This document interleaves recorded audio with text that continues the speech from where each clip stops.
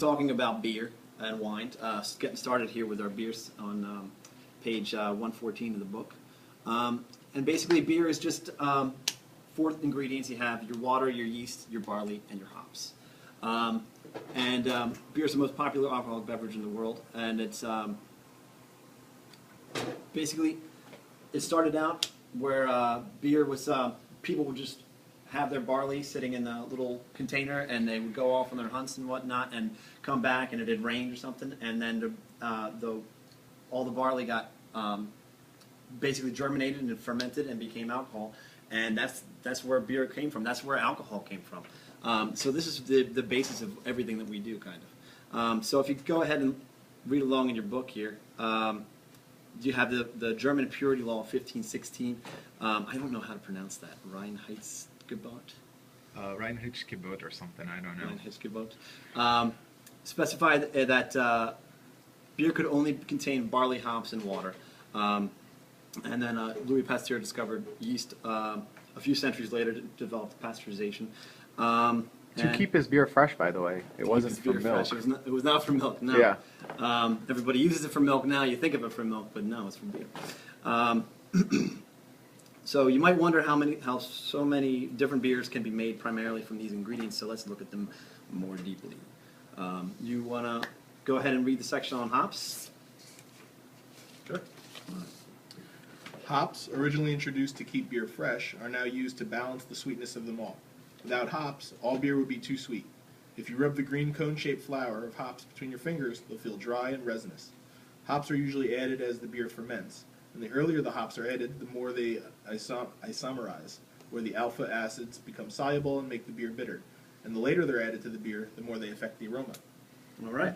So beer is, just like you said, is used for preservative. It gives it that really nice bitterness finish. A lot of times it can add a nice crisp acidity, like a grapefruit kind of a flavor. Can I ask you something? Yeah. Like, how do you, because we're taping it, Right. how do you get from here into using it or drinking it or making it for the customer? Like, from all this theory. I'm not sure. Like, how do you go into actually making the drink in front of the customer from all these terminologies? That's a good question. I'm not sure. Well, the beer and wine lessons are more theory-based, so they have to learn a little bit about the building blocks, and what we do is the thing that connects this to customer service is it's almost like if you have one of those sophisticated speakers and you can turn up the bass and the treble and all of these things, they have to start thinking about hops like it's volume. They can turn it up or down if it's added in the beginning, and then what that gives them is when they see 100 different beer styles, their brain can say, okay, how many hops, what's the level of hops in here, what's the level of getting yeast? into the practical world. Exactly. Like Okay. That's getting where what it's you're headed. saying into the real world and not keeping it as a theory. Okay, so use the book more as a backdrop and not. Like as if you a- talk about one thing, like what does it mean when you Give are it 5 looking at minutes. Okay. In the Oh, lecture, okay, and so it'll get there. Okay. So keep on going. Yeah. All right. So those are our hops.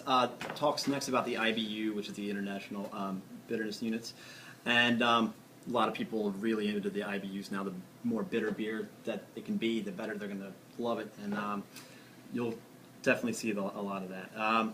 But let's skip that and go straight to the malted barley section. If you want to read the malted barley section. Alright, malted barley. Barley is grown all over the world. Malted and unmalted barley both look the same as a grain, but where unmalted barley is hard, malted barley is soft enough that you can crack it between your teeth. The process of malting involves soaking the grain until it begins to germinate or sprout, and it releases enzymes that convert the starches into sugars that yeast further converts into alcohol. Malt gives beer color, body, mouthfeel, and sweetness, and it's balanced by hops, which give beer bitterness and aroma. Great. So that's where we're going to get a lot of our sweet flavors in our beer. That is where you get the alcohol from. The barley is what just straight grain doesn't have any sugar. There's nothing for the yeast to eat. Once it germinates and starts converting that starch into sugar, it's where you're going to be able to get your alcohol from. It's also said you can make it from other grains, but barley is the one where you're going to be seeing most of. Then it talks about roasting the malts. Once the barley sprout, the Aquaspire grows from 75 to 100% of the length of the grain, and barley is considered fully modified and is quickly dried with hot air. Lighter malts and higher levels of sugar and enzyme activity, such as pale malt and pilsner, are referred to as base malts. Other varieties called specialty malts are primarily used as flavoring agents. Lighter roasts have tastes like caramel, biscuits, toffee, and bread. Darker roasts, roasted at a higher temperature for longer, taste like coffee, chocolate, and roasted bitterness. Your lighter the roast, the lighter the beer is going to be. The darker the roast is where you're going to get your stouts and your porters, and that's where you're going to have that nice, more assertive kind of a barley flavor to it. Sorry. Then talks about the love bond degree is the measure of how light or dark the beer is, ranging from 2L brightest to 500L, which is the darkest. Water. Water is extremely important with beer. The purer the water is, the purer the flavor of the beer is going to be. Talks about, if you would like to read the water section for us. I need glasses. You can make it bigger. Do you want to make it? Yeah. Does that help? Okay. Okay, water. Water has immense impact on the beer. The chemical completion of the water obviously affects the flavor outcome of the beer. It imports mineral content, pH level, sediment, etc. It's possible to create pure distilled water without minerals and perfectly balanced pH of 7. This isn't done because water is used to complement the final brew.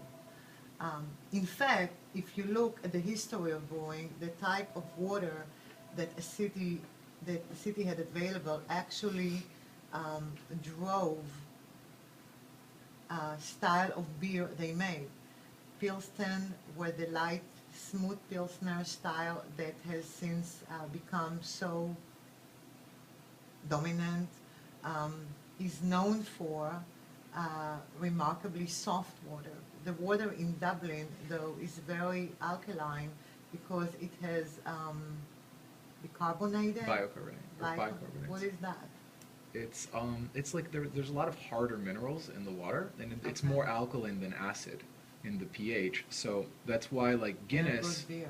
and it's also why Guinness, like in Ireland or in America, which it comes from Ireland, is a Different. lot more bitter. And if you go to Jamaica or where like they have the foreign stouts, or in Italy, Yeah. like Luch, like the Guinness is a lot more soft. Different taste. Yeah.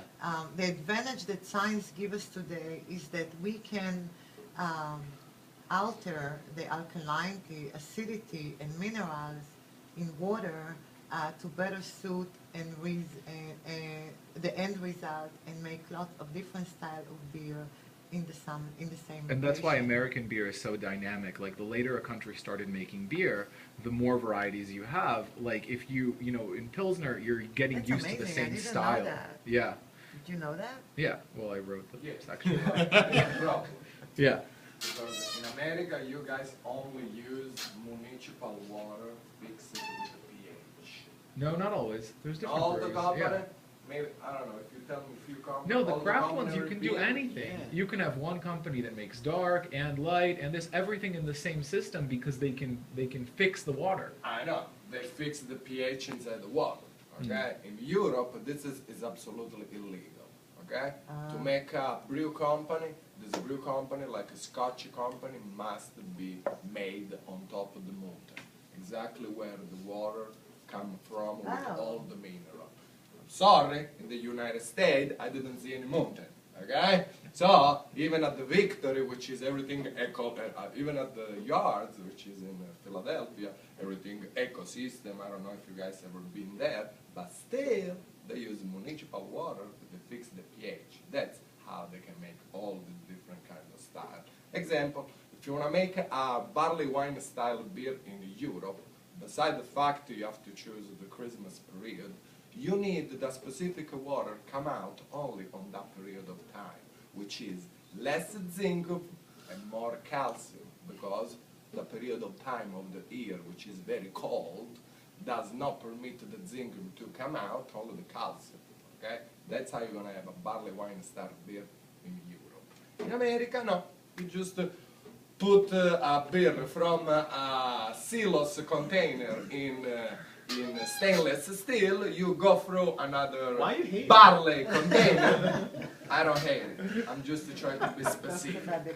That's all. Make a great Okay? point. So, So what is the difference So in I that? Just for think as a question for the German beer, what makes it? Does it have anything to do with the water So in Germany it or depends on Belgium? what region. Yeah. depend of the region too. Yeah. You're right. Okay. So So in, it's the water In too. Europe, there's more respect for tradition and terroir, like the way the land and the water come Yeah. together and the history. In America, we don't have this level of respect. in America, what you see a lot is extreme brewing, where they're like, let's put blueberries in this. There you Let's go. put as many hops Put as as much we hops can. as we can. Let's do Let's this. add it 3 times, So- 4 yeah, times. So yeah. things are So, things what are do we more got? rock and Yes, roll. Let's put in there. So you Oh, have so it's the land of rock and roll. so both approaches I love are that. fun. Okay. And now what happens is Europe is influenced by America, so they become more rock and roll, and then America is influenced by Europe. So now in California, they're like, well, we only use this water. Yeah, right, right. You know, Yeah. so everyone influences everyone else. Just Uh-huh. like the same thing is happening with wine, where now in California people are making more Pinot Noirs in the French style, and then in France people are saying let's do more biodynamic wine, let's use more organic. Everyone's influencing everyone, and just like it's interesting how that stuff happens. All right. Okay. We have 20 more seconds until we have to. Well, talk about the brewing I'll process get really my quick phone. in 20, We'll take- we have to 20 take seconds. that. No, I just have to upload, and then we do we do more. So the brewing process is kind of easy. Kind of once it germinates, it'll happen by itself, really. But